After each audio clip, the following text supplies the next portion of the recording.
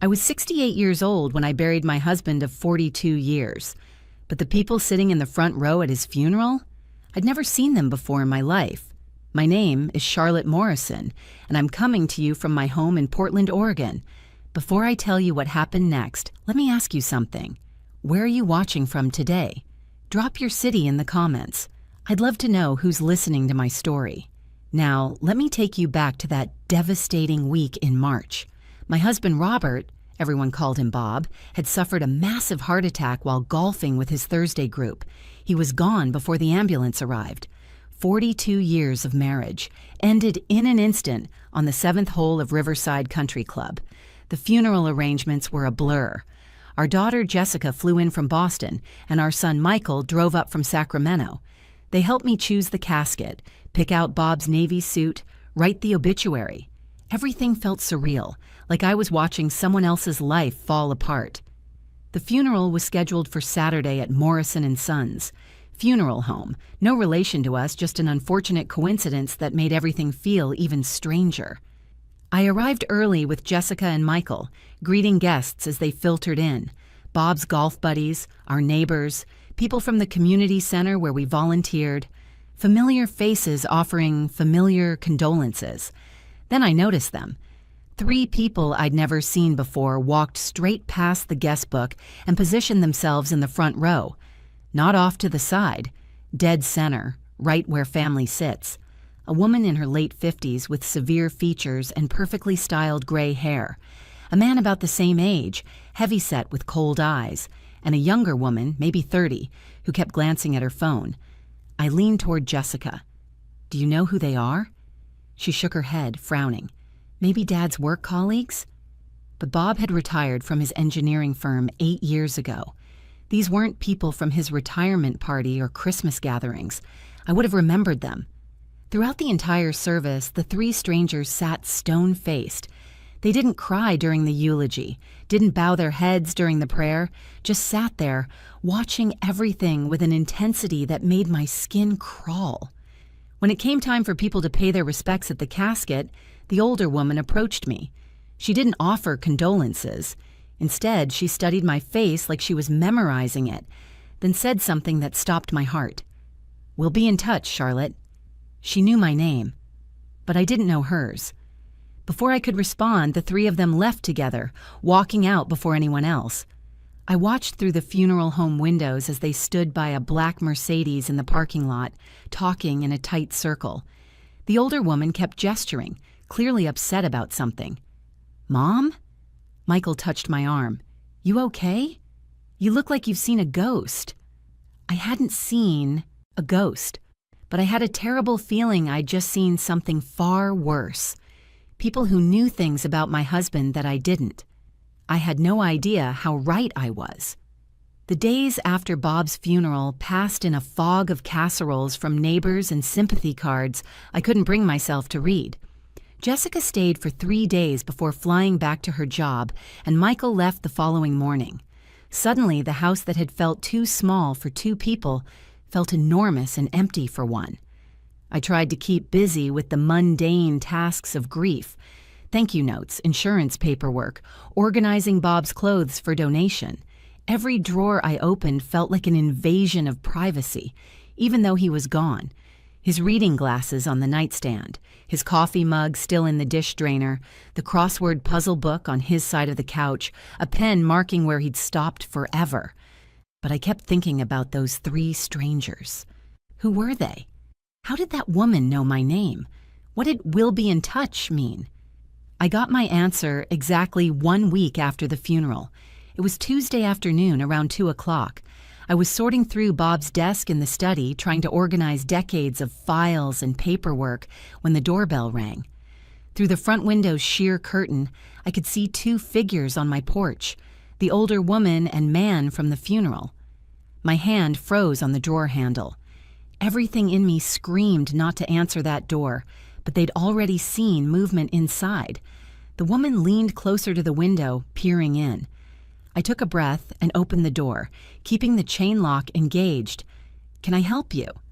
Up close, the woman looked harder than she had at the funeral. Sharp cheekbones, thin lips, expensive clothes. The man beside her crossed his arms over his chest, taking up space like he owned it. Charlotte Morrison? The woman's voice was crisp, businesslike. My name is Patricia Crawford. This is my brother Dennis. We're Robert's family. The words didn't make sense. Excuse me? Robert's family, she repeated slower this time, like I was stupid. His sister and brother, we need to discuss some important matters regarding his estate. I felt like the ground had shifted beneath me. Bob didn't have any siblings. He was an only child. Patricia's smile was cold and sharp as a knife. Is that what he told you? How convenient. Dennis spoke for the first time, his voice gravelly. We need to come inside, Charlotte. There are things you need to know about your husband, things he apparently never mentioned. I don't understand. Of course you don't. Patricia's patience was clearly wearing thin. That's why we're here, to explain Robert's real life before he reinvented himself in Oregon, before he became Bob Morrison and played house with you. The way she said played house made my blood run cold. 42 years of marriage reduced to pretend in 3 syllables. I think you should leave, I said, trying to keep my voice steady. We'll leave, Dennis said, but we'll be back. With lawyers if necessary, because half of everything in that house, he gestured broadly, legally belongs to the Crawford family, including the house itself. Then they turned and walked away, leaving me standing in the doorway with my entire life crumbling around me. I slammed the door and locked it, my hands shaking so badly I could barely turn the deadbolt. My heart pounded against my ribs as I leaned against the wall, trying to process what had just happened. Bob's family? The Crawford family? Half of our house? None of it made sense. Bob had told me he was an only child. His parents had died before we met. His mother from breast cancer when he was 19, his father from a stroke 2 years later. He'd shown me their grave markers in Seattle during one of our early trips together. I'd placed flowers there, held his hand while he fought back tears. Had that all been a lie? I stumbled to the study where I'd been working before they arrived. Bob's desk looked different now, like it was hiding secrets in every drawer. I started pulling out files with shaking hands, tax returns, mortgage documents, insurance policies. Everything said Robert James Morrison, born January 15, 1953, in Seattle, Washington. Social security number, driver's license, bank accounts, all in that name. But what if that wasn't the whole truth? I grabbed my phone and called Jessica. Mom, what's wrong? You sound upset. Those people from the funeral, I said, my voice cracking. They came to the house. They say they're your father's siblings. They say his real name was Crawford. They say they have a claim to our house. Silence on the other end. Then, that's insane. Dad was an only child. You need to call the police. And tell them what? That people claiming to be family showed up at my door? They haven't threatened me, they just... I pressed my hand to my forehead. Jessica, what if your father lied to us? Mom, stop. You're in shock. You're grieving. These people are obviously con artists trying to take advantage of a widow. Don't listen to them. But I couldn't shake the look in Patricia Crawford's eyes. She hadn't seemed like a con artist. She'd seemed like someone who believed every word she was saying. After Jessica hung up, promising to call Michael and to look into getting me a lawyer, I sat in Bob's study for hours as the afternoon light faded. I stared at the photos on his desk, our wedding picture from 1981, the kids at various ages, family vacations to Yellowstone, the Grand Canyon, Disneyland. Were any of those memories real? Or had I been living with a stranger for 42 years? At some point, I opened Bob's laptop. I'd never snooped through his computer before. We'd always trusted each other. But trust was a luxury I could no longer afford. His password was our anniversary, 0612. The computer opened to his email inbox, mostly spam and golf course newsletters.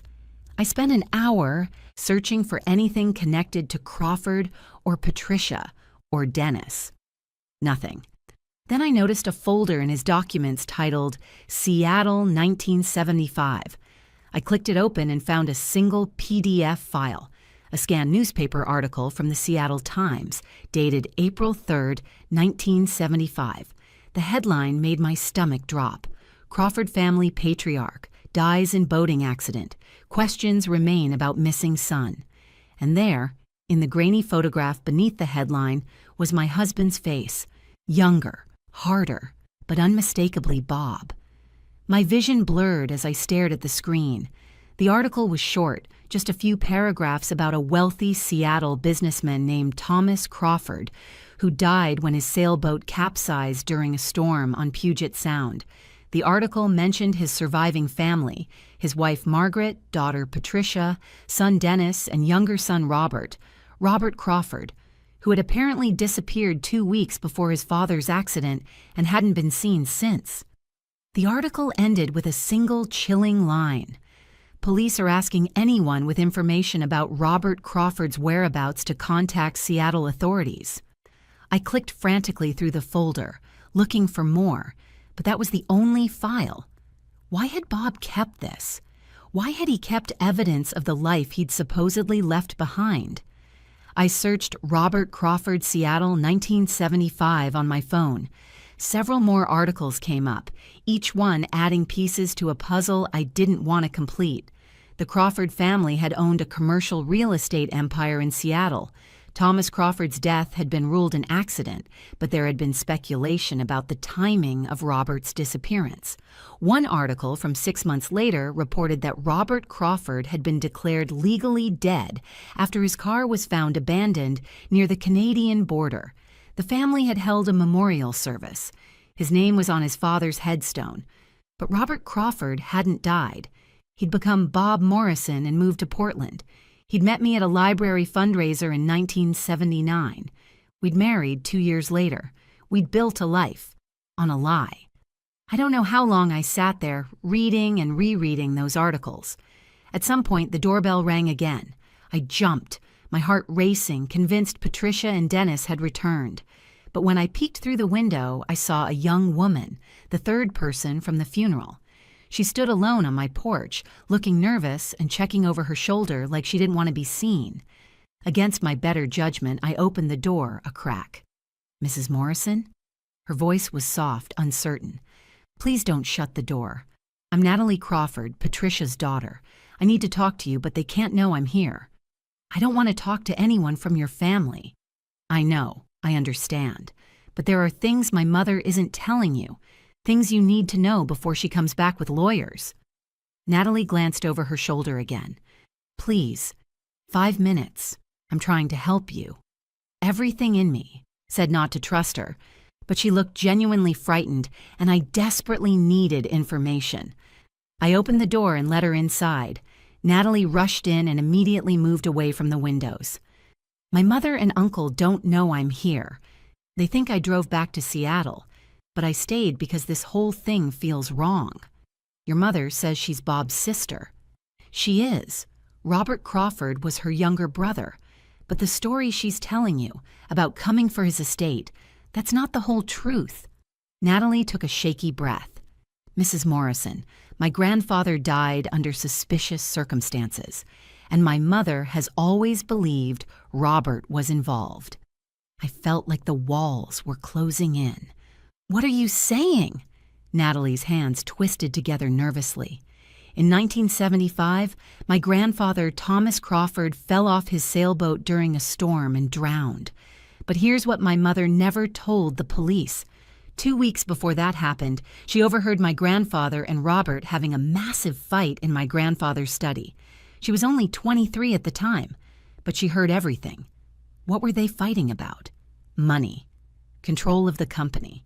My grandfather was planning to cut Robert out of the inheritance because of some business deals Robert had made behind his back, risky investments that nearly bankrupted one of their properties.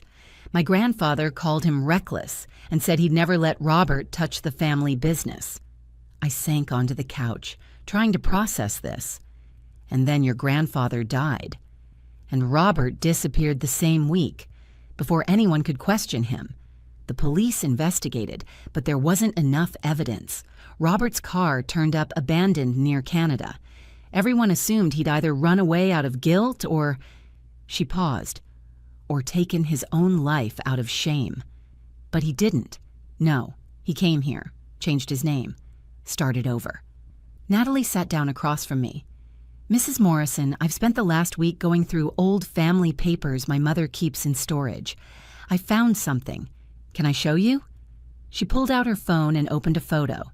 It showed an old letter, handwritten on yellowed paper. The date at the top read, May 1975.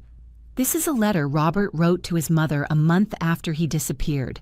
It was never mailed. My grandmother found it years later in a box of Robert's things from his apartment. He admits in this letter that he got into financial trouble and couldn't face his father. But Mrs. Morrison, he also says he had nothing to do with the boating accident. He says he left because he knew his family would blame him anyway. I studied the photograph, recognizing Bob's handwriting even from decades ago. Why are you showing me this? Because my mother is planning to claim that Robert killed my grandfather and then stole his inheritance by faking his death. She wants to sue your estate for wrongful death, go after your house, your savings, everything. She's been waiting 49 years for revenge. And now that Robert is finally dead, she's coming for you. My blood ran cold. Can she do that? I don't know. But she has lawyers, rich ones, and she's convinced she's owed something. Natalie leaned forward. Here's the thing, though. I've read everything. All the police reports, all the family documents. There's no actual evidence Robert was involved in my grandfather's death, just suspicion and family drama. My mother is operating on pure hatred. Then why are you helping me? Because you don't deserve this. You didn't know any of it. And because... Natalie's voice dropped to a whisper. My mother isn't the saint she pretends to be. She had her own reasons for wanting my grandfather dead, but she spent 50 years pointing the finger at Robert instead. Before I could respond, bright headlights swept across my living room window. Natalie jumped up, her face going pale. They found me. I have to go. Wait, what do you mean your mother had her own reasons? I grabbed Natalie's arm as she headed for the back door. I can't explain now, just be careful, and don't sign anything they put in front of you. She pulled free and slipped out through my kitchen, disappearing into the darkness of my backyard. Seconds later, someone pounded on my front door. Not a polite knock, an aggressive, demanding hammering that echoed through the house. Charlotte, open this door! Patricia's voice was sharp with fury. I know my daughter is in there.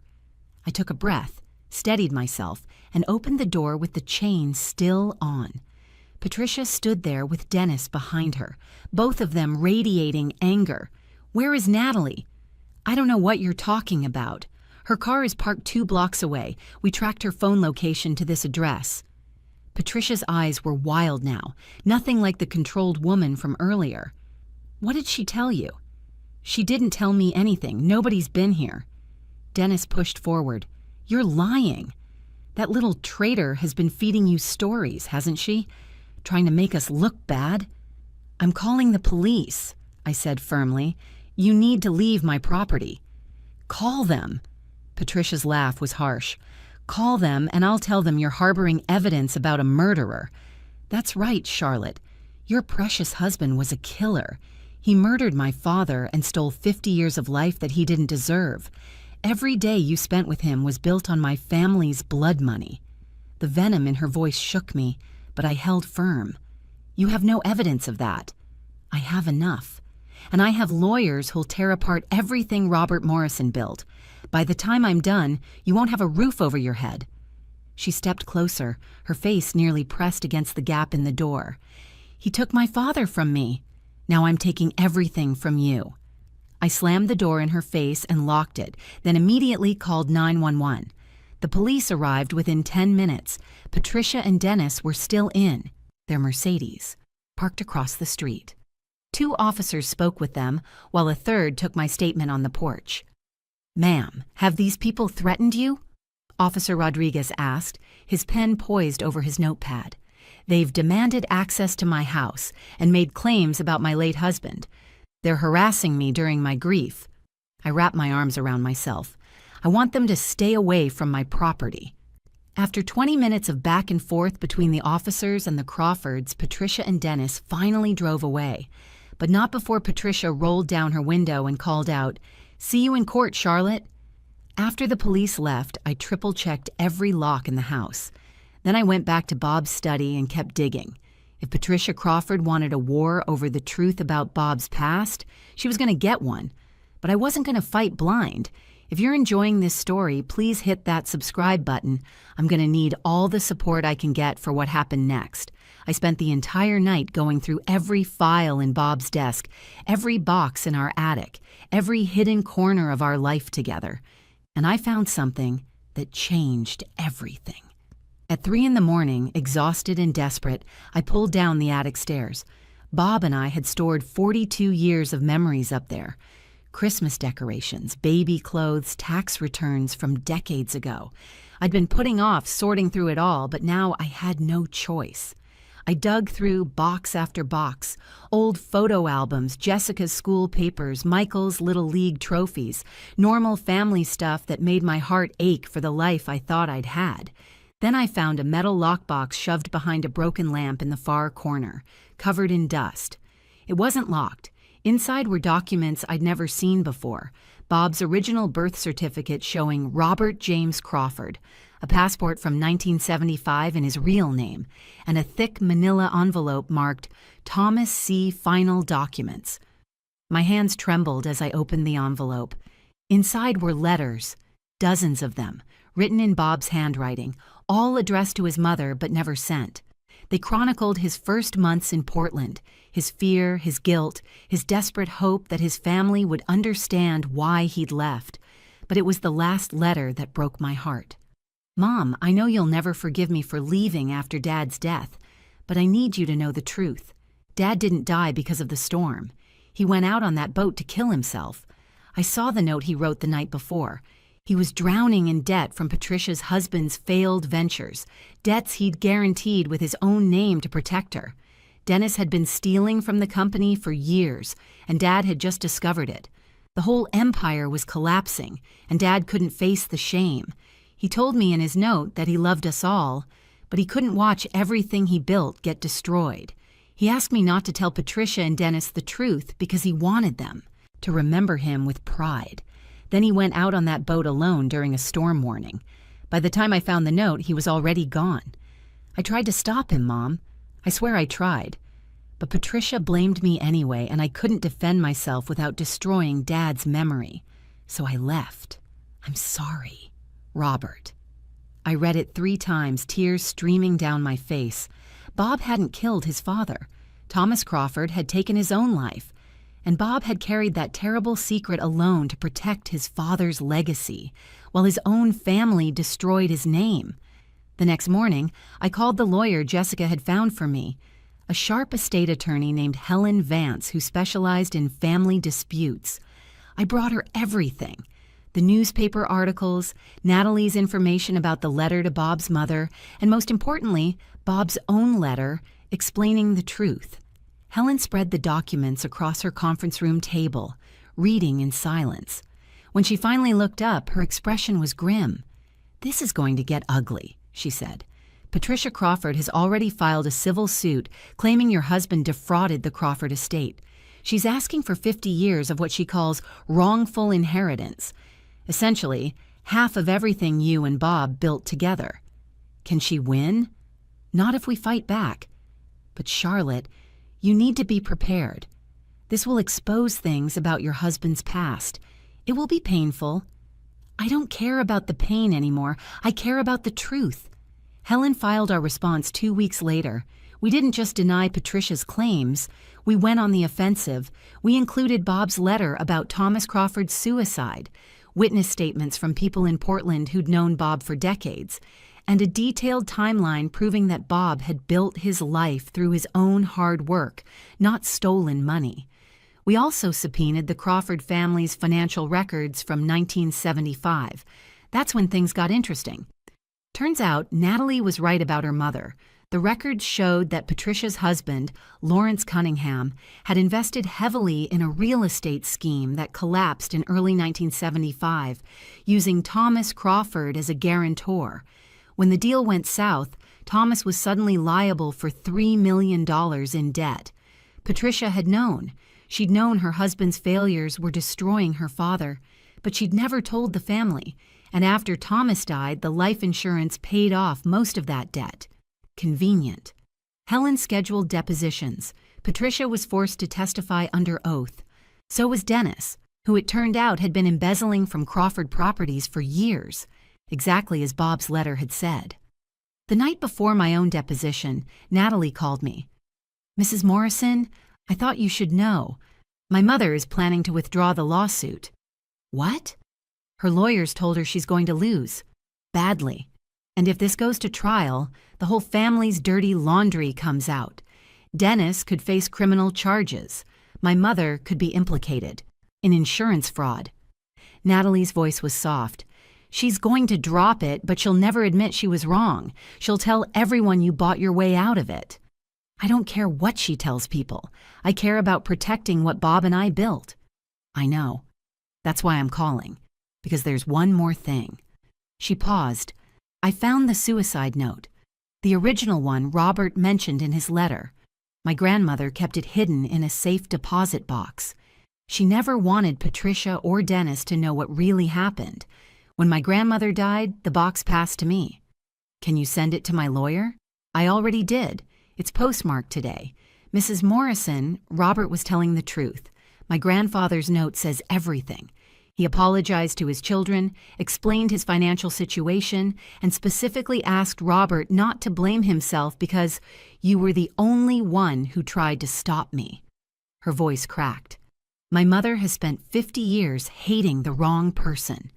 3 days later, Patricia Crawford's lawyer called Helen Vance and officially withdrew the lawsuit. No apology, no admission of wrongdoing, just a terse legal letter stating that after reviewing evidence, they were discontinuing their claim. Helen called me immediately. "Charlotte, it's over. They dropped everything. You keep the house, the accounts, all of it.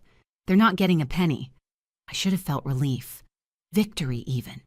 But mostly, I just felt exhausted and heartbroken for the man I'd loved. The man who'd spent decades running from a past he couldn't escape, carrying secrets to protect a father who'd given up, living in fear that the truth would find him. He'd built a beautiful life despite it all, despite the lies he'd had to tell, despite the family who'd never forgiven him for surviving when their father didn't. After the lawsuit was dropped, I thought I'd finally have peace. But 3 weeks later, Dennis Crawford showed up at my door, alone this time, and looking nothing like the aggressive man who'd accompanied Patricia before. "Mrs. Morrison." He stood on my porch, hat in his hands. "May I please have 5 minutes? Just 5 minutes. I know I don't deserve it." Every instinct told me to slam the door, but something in his face, genuine shame maybe or regret, made me pause. 5 minutes, I said.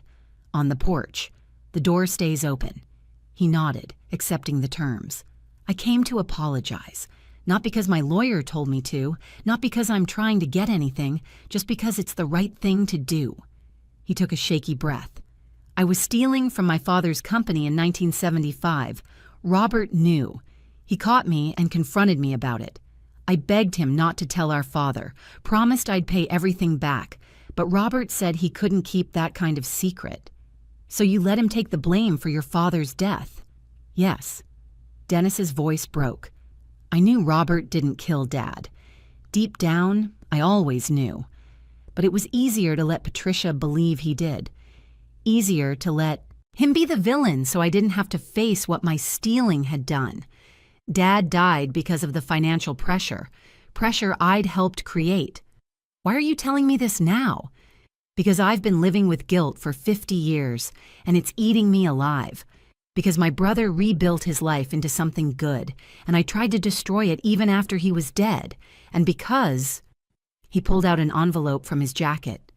"This belongs to you. It's a check for $75,000. It's not even close to what you spent on legal fees, or what you went through emotionally, but it's what I can afford.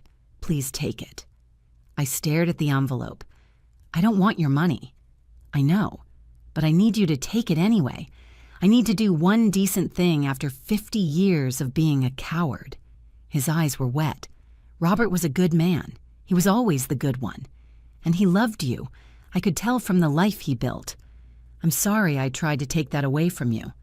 He set the envelope on the porch railing and walked away without waiting for a response. I stood there for a long time, watching him get in his car and drive off. Then I picked up the envelope. Inside was the check and a short note. "Patricia will never apologize. She's too proud. But for what it's worth, I'm sorry. Dennis." I deposited the check the next day and donated it to the library where Bob and I had met. They used it to create a reading program for seniors. A small plaque went up, "In memory of Robert Morrison, who believed everyone deserved a second chapter." That felt right. Bob had lived his entire second chapter trying to be a better man than his first chapter had allowed him to be, and he'd succeeded. Life slowly returned to something resembling normal. Jessica and Michael visited more often, and we spent long evenings talking about their father, the real stories, not the mythology I'd built up over 42 years. They deserved to know the whole truth about the complicated, flawed, brave man who'd raised them. Patricia never reached out again.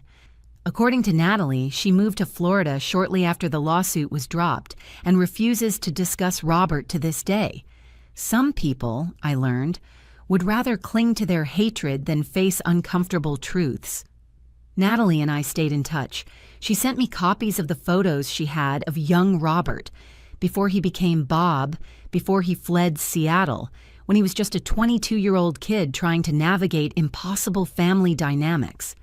In those pictures, I could see glimpses of the man I'd married, the same kind eyes, the same slightly crooked smile.